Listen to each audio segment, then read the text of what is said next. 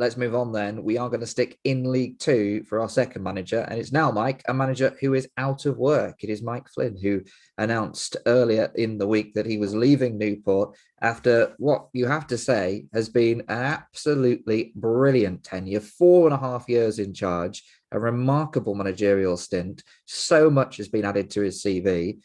No promotion, of course, but has come very close.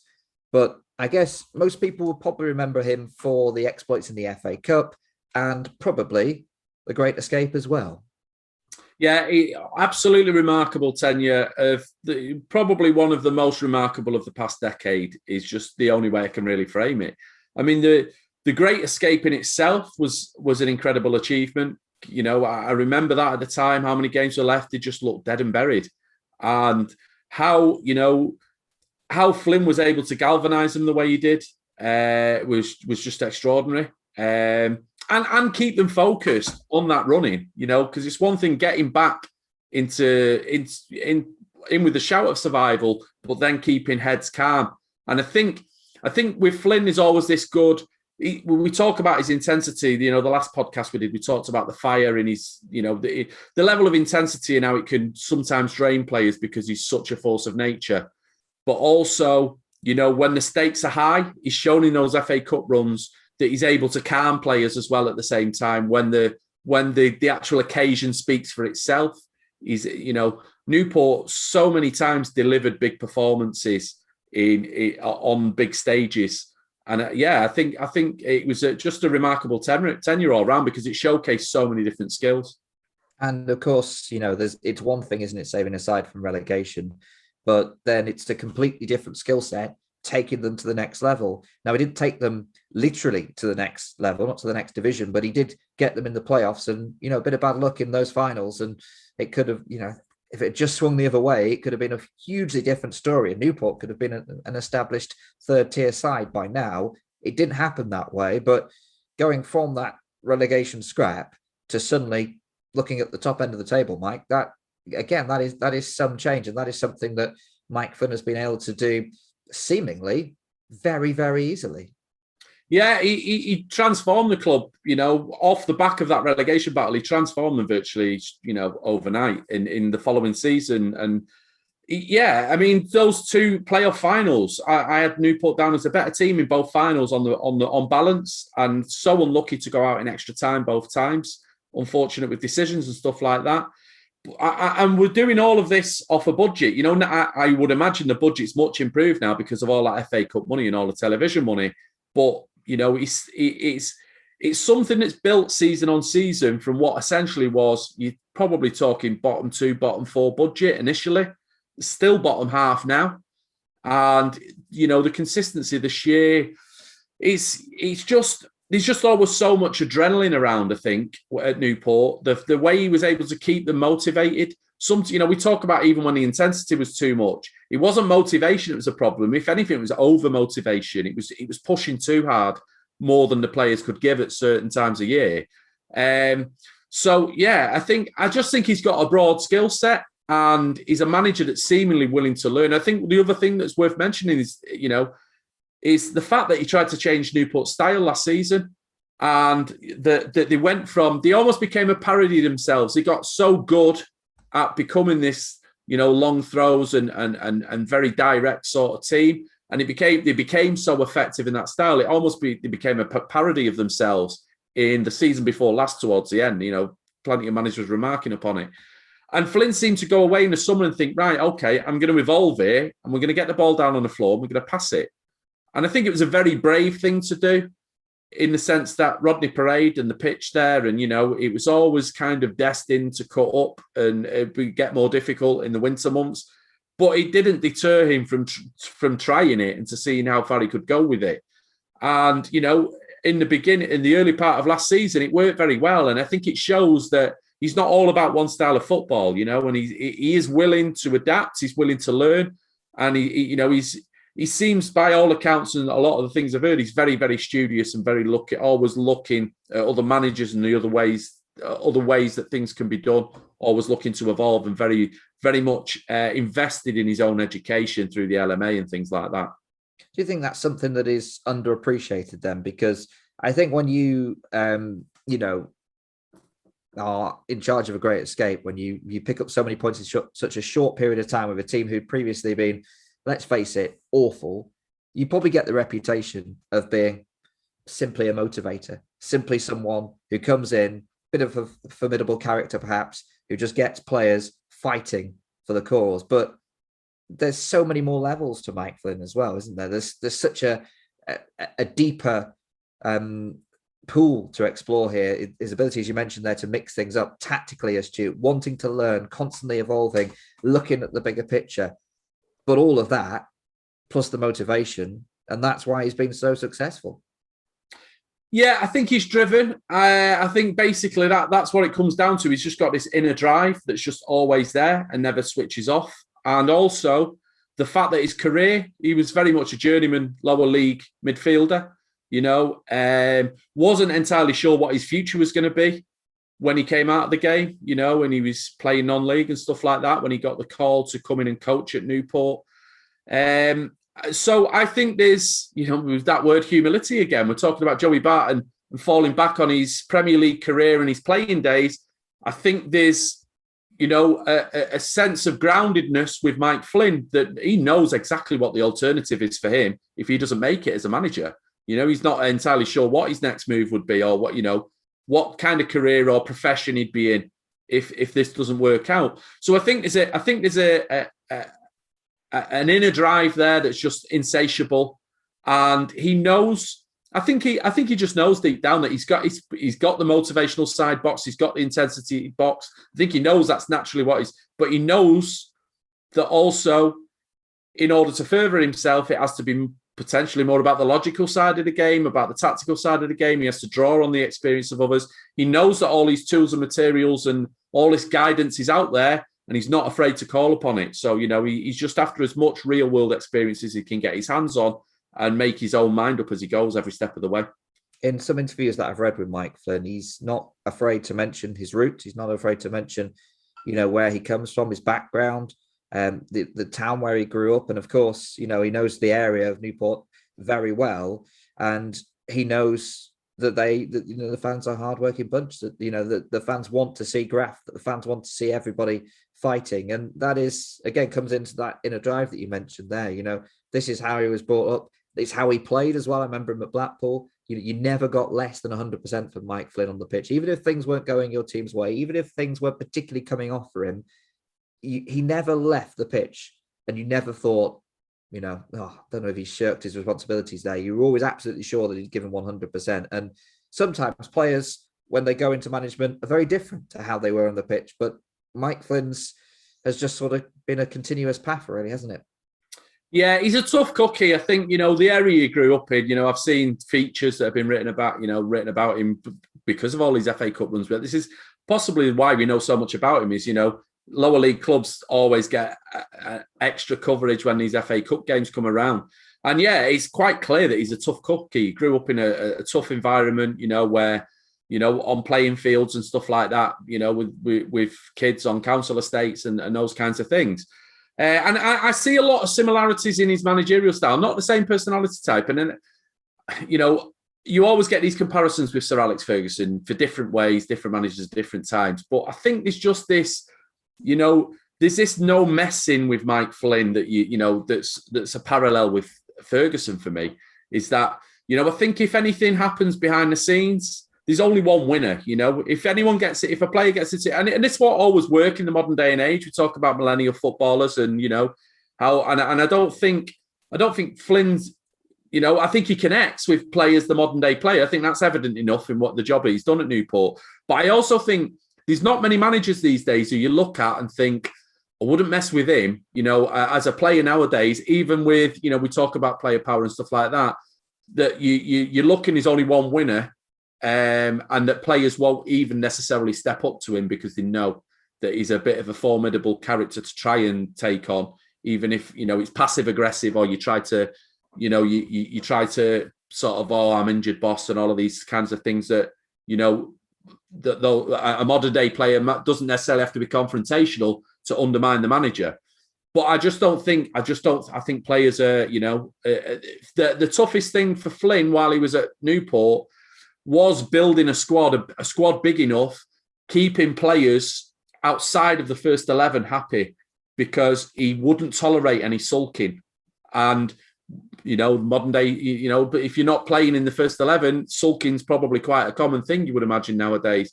So I think that's his biggest challenge, is working with big squads that we've yet to see. But yeah, he certainly gets what he wants out of the players that, are backing him. He's got a 14 or a 15 at Newport he had that and they were just consistently delivering for him, So I think, that, like I say, the motivational side, he's got bots. And I think there's no doubting at any stage who's in charge. I think that's a big part of it as well. I think that goes hand in hand and it works well together. So moving on to his departure and the future for Mike Flynn.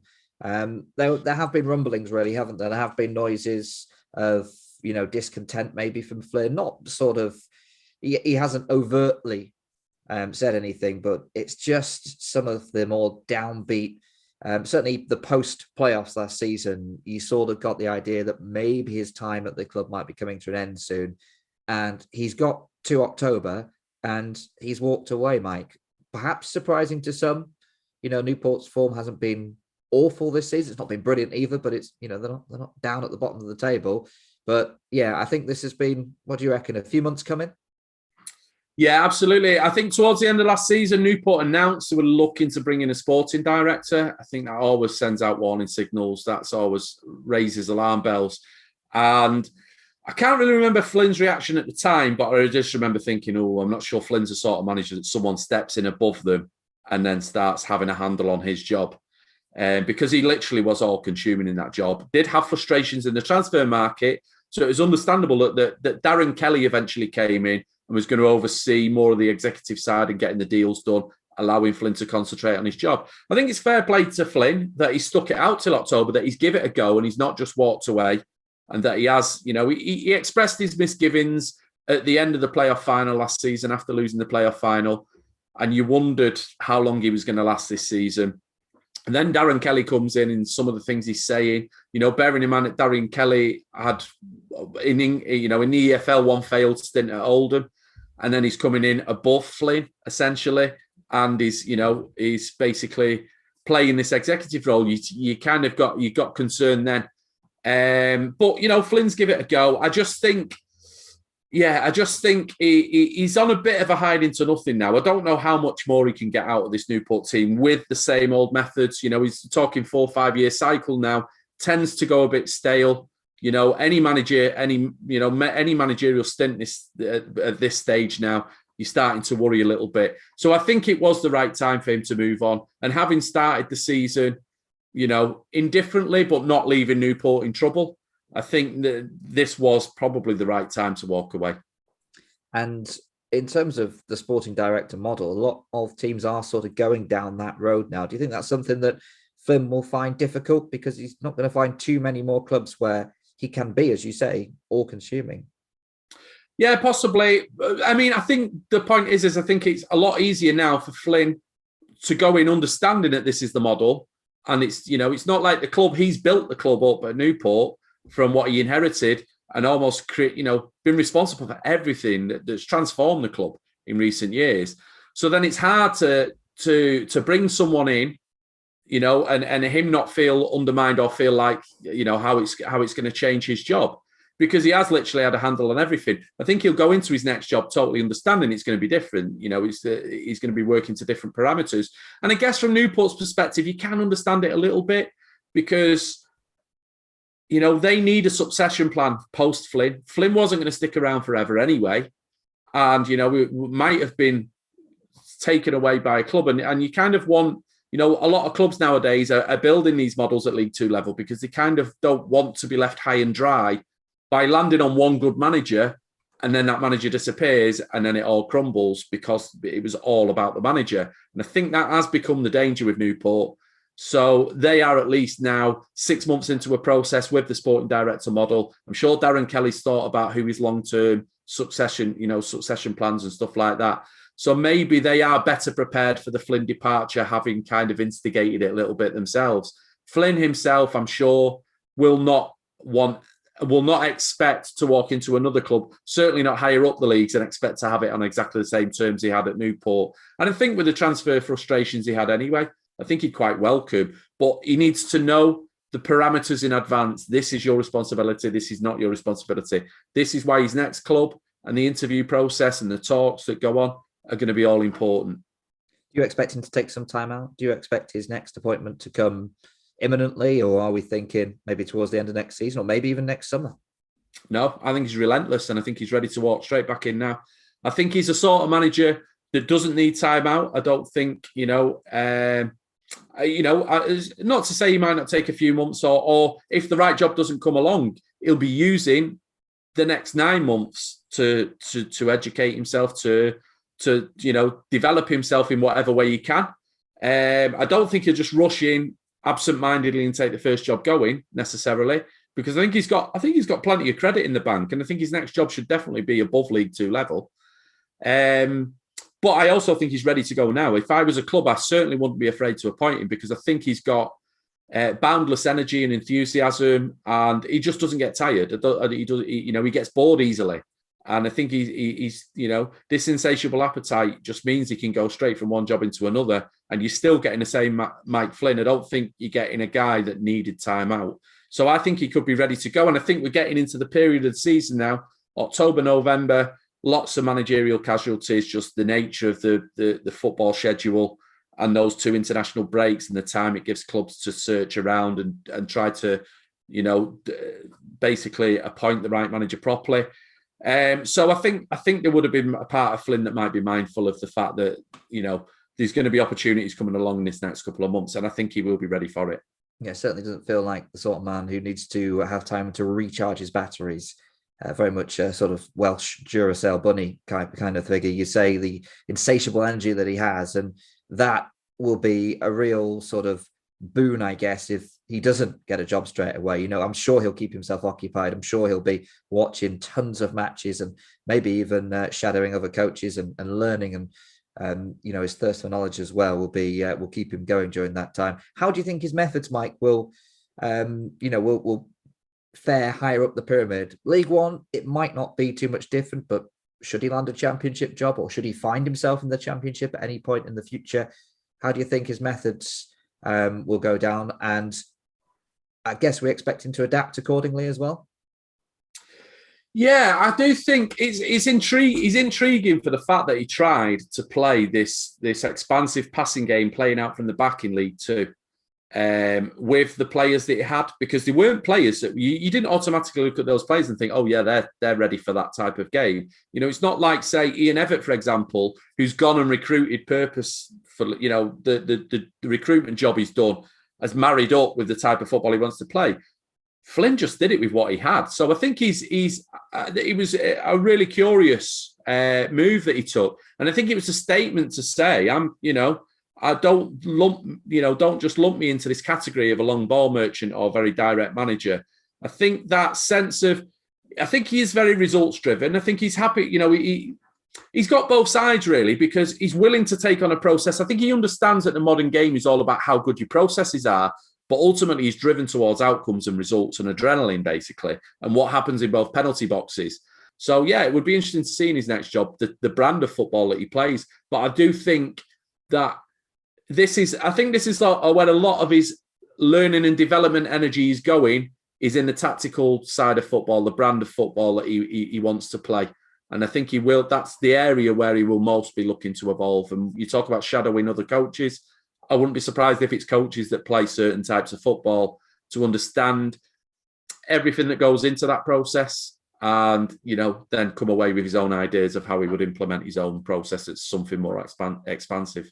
We talk about him being a formidable character as well. Do you think he'll be absolutely fine with some of those egos higher up the pyramid? Yeah, totally. I mean, the job, funnily enough, I've got him earmarked for right now would be. I don't see any reason why Cardiff shouldn't take a chance on him if they were to move on from Mick McCarthy, which is not to go too far ahead of ourselves where McCarthy's concerned. But if that job was to come about, I think I don't think Cardiff are going to be relegated. I think the squad that's there there's a lot. able to go direct and those types of players and that adrenaline based type football, into the penalty box. I just think that Mike Flynn would cope with those level of players, no problem. I don't think he'd back down from anybody, but I think he'd impress players of all levels. Just this, the type of personality that he is. I think he leads by example in terms of his energy, enthusiasm for the job. I think it's infectious and it rubs off. And you know that if you don't step up to the same levels, he's not the kind of guy you'd want to cross. And finally, then, where do we see Newport going from here? Obviously, they've got the sporting director who will be, you imagine, almost solely in charge of recruitment when it comes to the new manager. Wayne Hatswell is the man who's temporarily in charge, oversaw a really good win at the weekend against Scunthorpe. Do you think that they'll go down appointing from within routes, or do you think they've already got some ideas about some out of work managers that may fancy? You can't imagine them they'll pay compensation for someone who's already in work. So I guess it's appointing from within, or it's getting an out of work manager. What do you reckon? Yeah, it's an interesting one because as a club, I wouldn't have them in the top half of League Two. We've got accustomed to them being there. We got accustomed to them being in the top 7. But I think now we should benchmark them in the bottom half. And so long as they can keep relegation at arm's length, I think that's the first and foremost priority, is to stabilise the club. The next appointment, I wouldn't be surprised. I mean, I think Hatswell is going to be given the chance, I would imagine, to put a few results together and see if they can generate that continuity, or benefit from continuity of, the squad that Flynn leaves behind and the insider knowledge that Hatswell's already got of those players and the course and distance of a League Two season and, all the opponents you come up against. That I don't think you just throw away that knowledge cheaply. But if they were to look elsewhere eventually, then they strike me as the sort of club that might look into non-league, an up-and-coming manager who realistically is not going to get promotion out of the conference, but has, you think of someone like, Dave Challoner's come up with Hartlepool, but was much fancied at AFC Fylde before that. And, as there's managers down there who've been around the block a few times now at conference level, National League level, and, have possibly earned a gig in the EFL. And this might be their best opportunity as a club like Newport.